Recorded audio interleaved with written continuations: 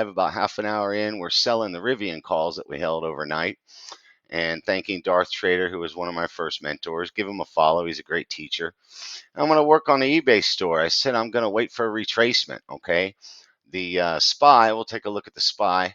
She opened up pretty good with a nice gap up and then took off running. I don't usually trade the open or chase the runners. I'm not good at it. I like to wait for a trend or a retracement. And I had talked about this early on that I was going to, here we go, wait for a retracement on the SPY or the Google. And then as the morning goes on, and here we go. We're talking about Google. I'm getting in at 10:30, about an hour into the open. We're going to take our first trade. I got a little pullback with some red candles and a move up, and then some other red candles, and I'm looking for another move up, so I went in. Okay, so one of the things that we do to lessen the risk is to buy quality, like Google, buy some calls that are good till Friday. They don't expire today. And wait for a retracement. In this case, she's coming back towards the opening print and the 20-day moving average, which I like, and that's the yellow line here.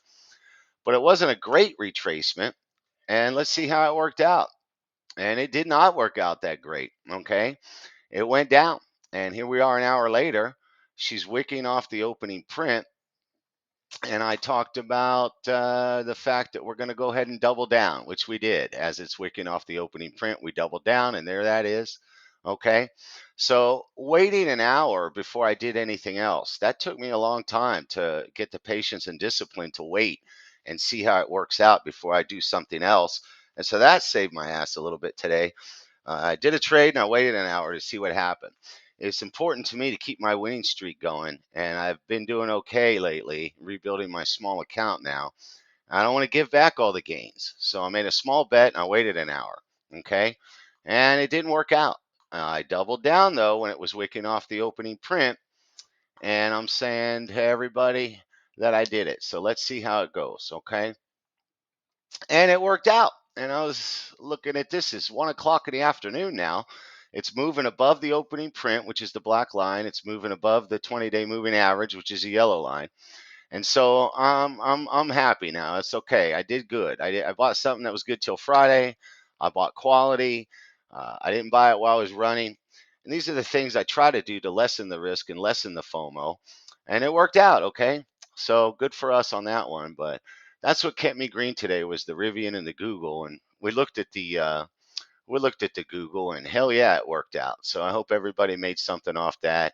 And we try to post only, I post just about every single trade we take, really, but we're only trying to give you quality setups because I don't want to hurt anyone that's trying to follow me. Options are risky.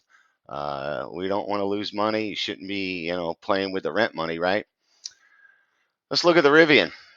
Here it is, about 11 o'clock, an hour and a half in.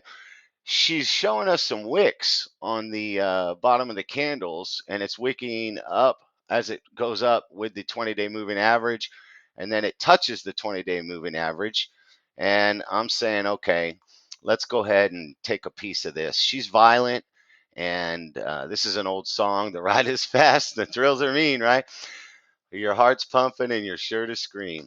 So the entertainment's always free here, guys. Let's see how the trade worked out, though. And she's going all right.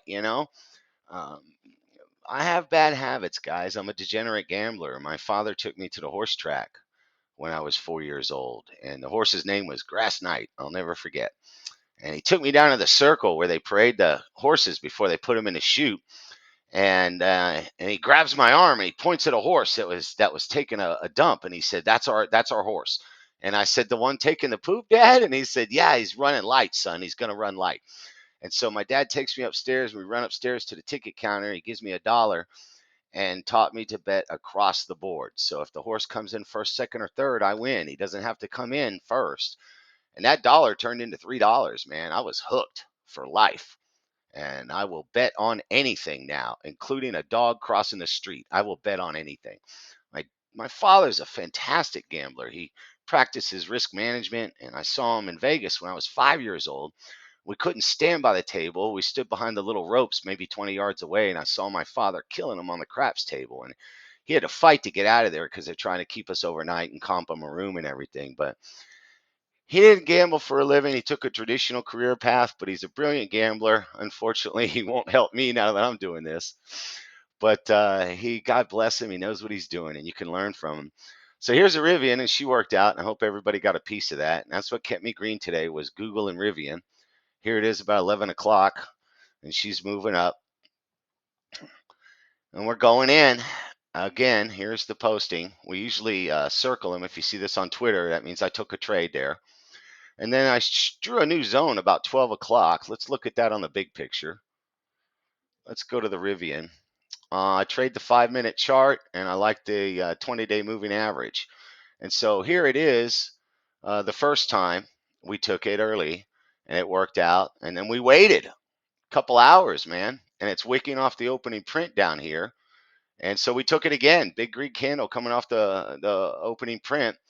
And it took a little while, but you could have sold a couple times. I was holding.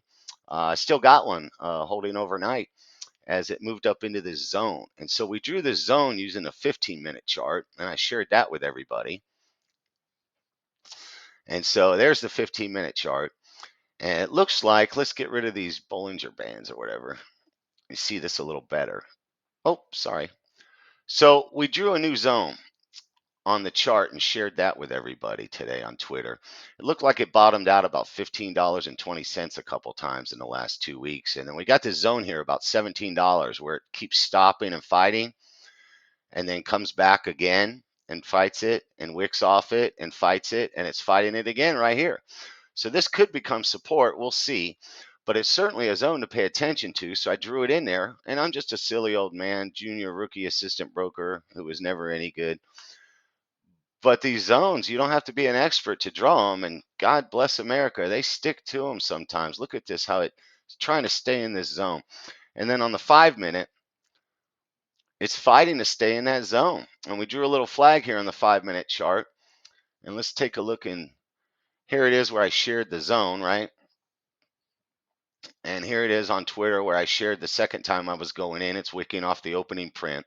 Again, placing a trade and waiting an hour or two to see if it works out. Selling when it goes up 20 or 30%. These are things that I do to lessen my FOMO and my risk is bet small, wait an hour and see if it works out, right? I don't want to give back all the gains that I made the last few days. And so I was betting small and I was trying to wait. And so some things I did helped me, and then some things I did messed up. We're going to talk about the mistake I made later.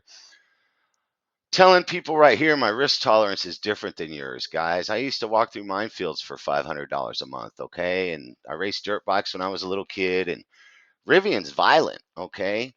And when I was 10 years old, we three of us got this kid's bike up on the roof of a house, and he rode the bike. It wasn't me. He rode the bike off the roof of the house into nosedived into the swimming pool in the backyard. 10 years old, riding a bike off the roof of a one-story house and into the swimming pool. That's a death wish, but yeah, my risk tolerance may be different than yours. If you got kids and obligations, you got to be careful, and you may want to do some stuff that's less risky. But we drew this flag, and I'm looking at about 2 o'clock. Something's going to happen maybe when it gets to the end of this flag, right? And then later on, I'm licking my chops here, waiting for this thing as it gets closer. Here we are about 20 minutes to 2, and I'm waiting. It's going to do something when it gets to the tip of that flag, is my experience. And she did not disappoint. So here she goes into the little zone that we just drew, and above the 20-day moving average and above the opening print. And so that one worked out, and the Google and the Rivian kept me green. I'm still holding one of these overnight. Let's talk about what I did wrong today, because we can learn a lot from what we do wrong. It's not just about all the bangers we hit, but let's talk about what we do wrong. I said earlier, no zero DTEs because I don't want to give back the gains and I'm trying to lessen my risk. But once in a while, every 2 or 3 weeks, I will do something stupid. And I don't want to post it because I know it's stupid when I did it. I shouldn't have done it. This is a $20 bet, but it doesn't matter. It's still $20 I threw away or could have thrown away. And I got lucky and got off it later, and we'll talk about that. But not trading the zero DTEs is a good way to lessen risk, right? The Rivian, the Google, the Amazons, a lot of those, the calls are good till Friday. You get 2, 3, 4 days gives you a little cushion there that you can wait for an hour or two until the trade works out. When you buy the zero DTEs and it chops sideways for an hour or two, which it did, and let's look at the big picture on the SPY on the 5 minute. Here you go. Here's the SPY on the 5 minute. And so there was zero reason to take this trade. None. Zero. No excuses. Okay. Now, the good news is I'm an expert at averaging down and selling into the dead cat bounce, and that is nothing to brag about. The reason I'm an expert is because I sucked as a broker and I had a lot of experience losing money and trying to get it back. And so it's a tool that I have in my toolbox that when I make a mistake, I know how to get the hell off. And in this case, we waited a couple of hours while they chopped and ruined the time value. And then I doubled down right here because I got a couple of wicks and an upward movement. And I said, okay, we gotta try. It's $20 position. We'll throw another five in there to average down. You could do 10 contracts, whatever your account says, but I sold it here to break even. And then within a couple minutes, I switched screens. Shit, it was like 30 seconds. The contract doubled after I sold it. And that serves me right to sit there and watch it double after I sold it because I had no reason to enter the trade in the first place. And I held it for 2 hours and had to double down just so I could sell it at break even. This was a stupid trade. There's no key area of support and resistance. There's no big volume. It's not a key time of the day. There was no reason in hell to take this trade. Okay. But I grabbed my balls and averaged down and I sold it when it broke even. So I was lucky. That's not skill. That's luck. There's a reason I posted earlier this morning I wasn't going to do zero DTEs. Okay.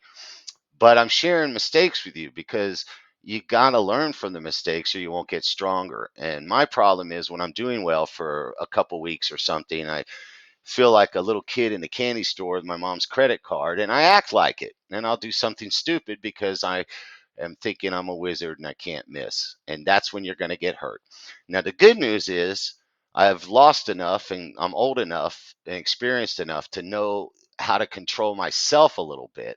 One of the things I did was I took cash out of my Ameritrade account, moved it back to the checking account this morning, forcing myself to have less money to trade with and preserving some of the gains that I made. And also telling everybody I don't want to do any zero DTEs, although I did take one at 12 o'clock. And why did I do that? Is because I've been hitting everything and I became arrogant. So, let's learn from the mistakes and let's keep the mistakes small. And in this case, I did a small trade and I was glad I kept it small. And in the old days, I would blow up the account. And so here it is where I told everybody today's mistake. And I was lucky to get off it. And that was luck and not skill. And I gave the update on that later. It was not skill, it was luck. So I hope you guys have a great week and I appreciate you joining us. I hope you got something out of this. Just to recap here, let's look at the Google. Yesterday we talked about the 20-day moving average, and my favorite setup is when it goes above or below the 20-day moving average. I like to catch maybe the second candle and follow that trend. And then today I played another one of my favorite setups, which is a retracement. We missed the first one, but it did work out later in the day. Okay. And we played it twice. So retracements are good. Following the trends are good. Betting small is good. Waiting an hour before you do another trade is good. These are all things we can do to lessen our risk. So I hope you guys enjoyed today's presentation. Give us a like and a follow if you enjoyed it, and I hope you all have a great week. God bless you.